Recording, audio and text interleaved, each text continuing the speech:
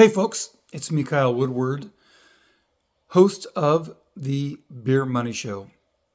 And of course, I have some other nicknames, the Beer Ambassador for one of my channels and Killed Crypto. But this channel is about how can you take small money, beer money, and invest it in yourself and to make money.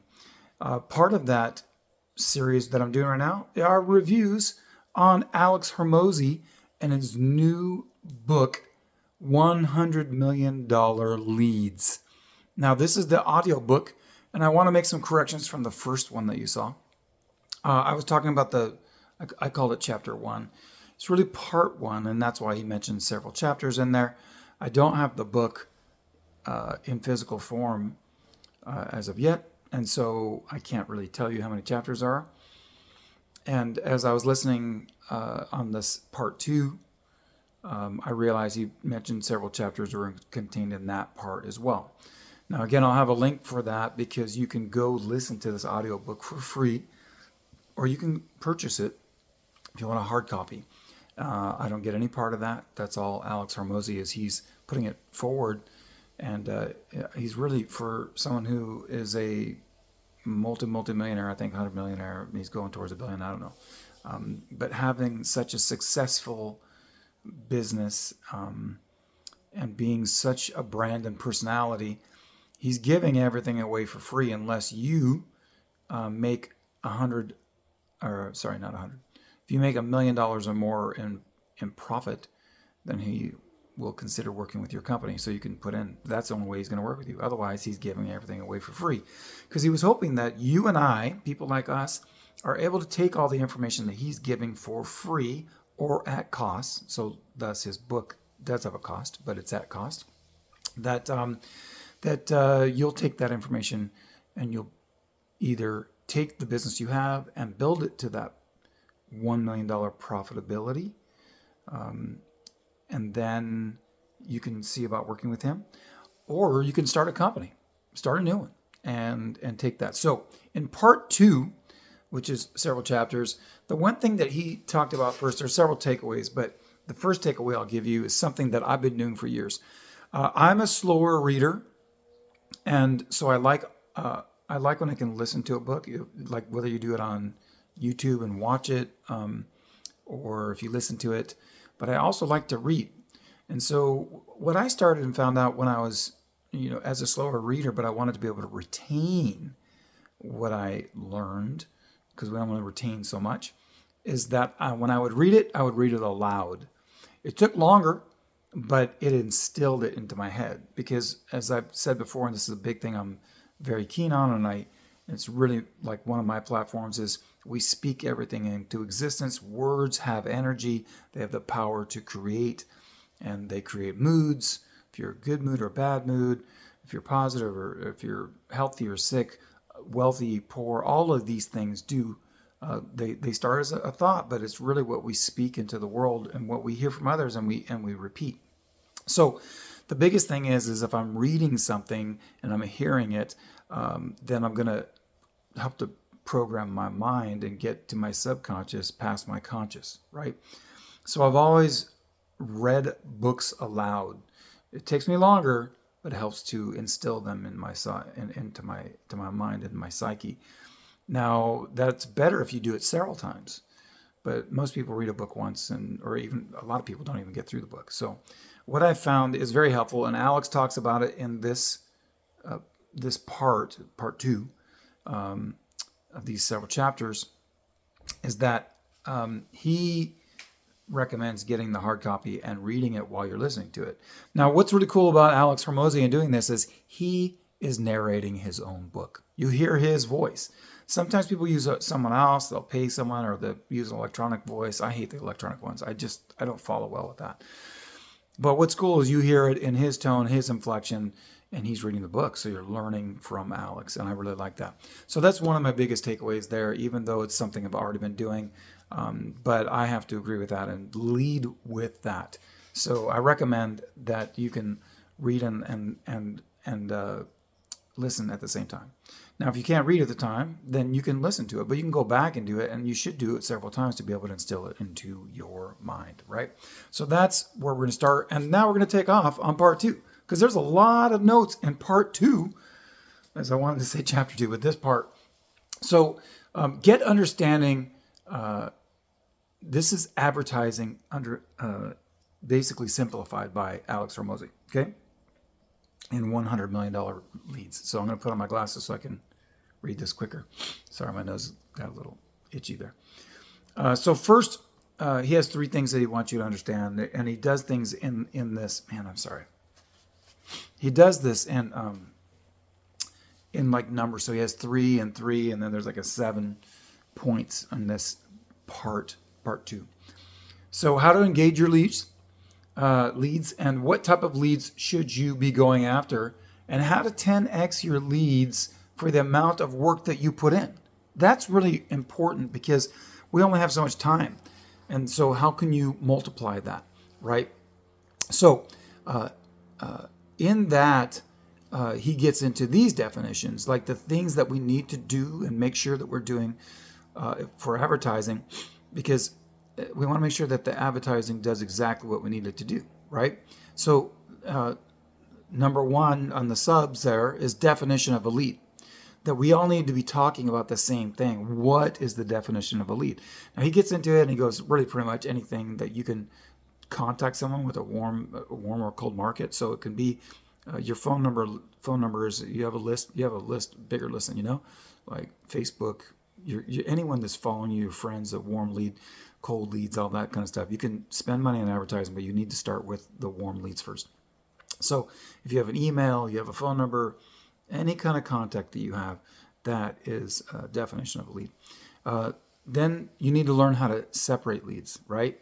So when he talks about that, you need to learn how to leads that make you money from leads that waste your time. I know we've all had leads that have wasted our time. Now, it might be that we didn't present it well enough to our prospective customer or client. And everything that I learned, and this is a bonus that's not in this book, but I'm sure that Alex would agree with it. I did learn it from Grant Cardone, is that everything comes down to a confidence issue. Is it a confidence of money or a confidence of the person? So did you sell? It's really about them understanding why, and Alex does get in this part, why they have a problem and how this is the solution. So is it a confidence issue? It really comes down to, then you can ask them, well, what can I do to make it better? And Alex talked about that. He talks about that in the book. Then 3 is the best way Alex knows to get leads that make you money and to show interest in the stuff you sell. He talks about how do you do that. So I don't want to I'm not going to just rehash everything. I'm just going to say these are my highlights of what I've taken away from Alex Hormozi's book. So leads alone are not enough. If you don't explain something in simple terms, then you don't understand it. So you need to keep it sometimes. You just need to simplify it for people. That's a quote, by the way, from Dr. Richard Feynman. But what he got into after that was like that we need to spend time testing the offer rather than perfecting an untested product. This is key. A lot of us get so enamored with our idea that we think it's a perfect solution, but if people aren't interested in it and we put all this money into it, then that's why people fail. And they feel like it'll never work out, and I was lied to, or this didn't work, or that program, whatever. And so I know it's basically that we have to really test an offer. And yeah, it's an extra time, but it's a saving step, really. It'll save you time and money in the long run. You have a core offer. Everybody has a core offer.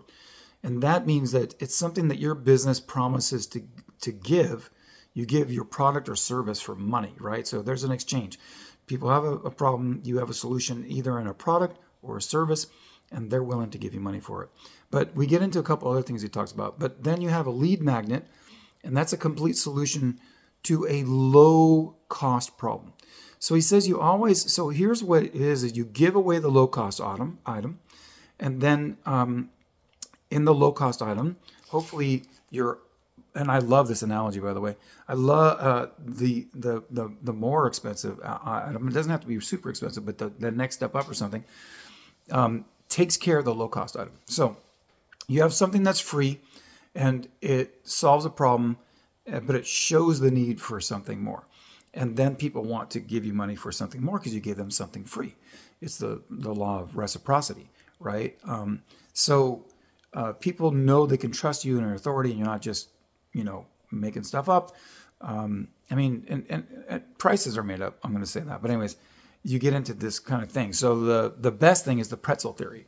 And I'm a beer guy, so it really makes sense for me that if you have pretzels that are free on the bar and you're eating pretzels, it makes you thirsty and you want to have another beer or the first beer, or maybe it's a seltzer or your drink or whatever it is.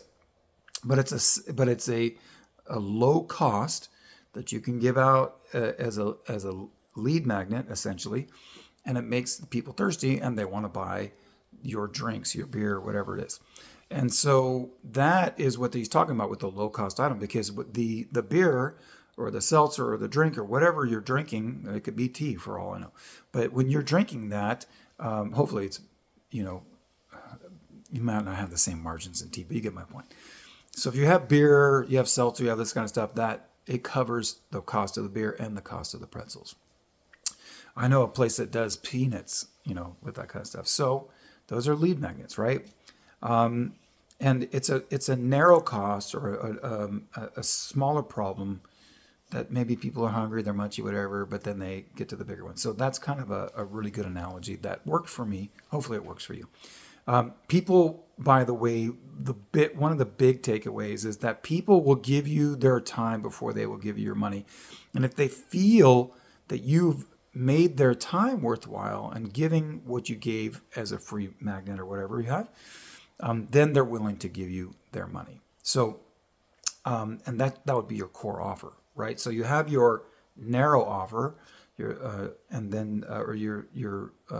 lead magnet, which is a narrow cost item, and then it leads to your core offer or core offers, and they will think that that's worth their money if you solve kind of some smaller problem, but in that show them. So that goes to the other thing. By the way, he mentions that Grand Slam offers work better for free stuff than they do for paid stuff. And so make your lead magnet so insanely good that people feel stupid saying no. That's in his first book, $100 million offers. But anyways, back to the thing that I was just talking about with they'll give you the time and you're trying to show them. He gave the example, and it totally makes sense to me too. This is the other example, is that if you go to a fitting room, whoever did the fitting room first, basically you go into a fitting room, you get to try it on and see if it fits or not, if you like it. And if you like it, then you're more likely to buy it. But then you realize you have to, like, let's say some pants, but then I've got to find a shirt and maybe a belt and maybe some shoes or something. So there's always an upsell to be able to make it to a larger thing. So you're letting them see what the small problem is. Maybe it's just shoes and they want a whole outfit with it, right? So there's the small problem, and then you get into the bigger one.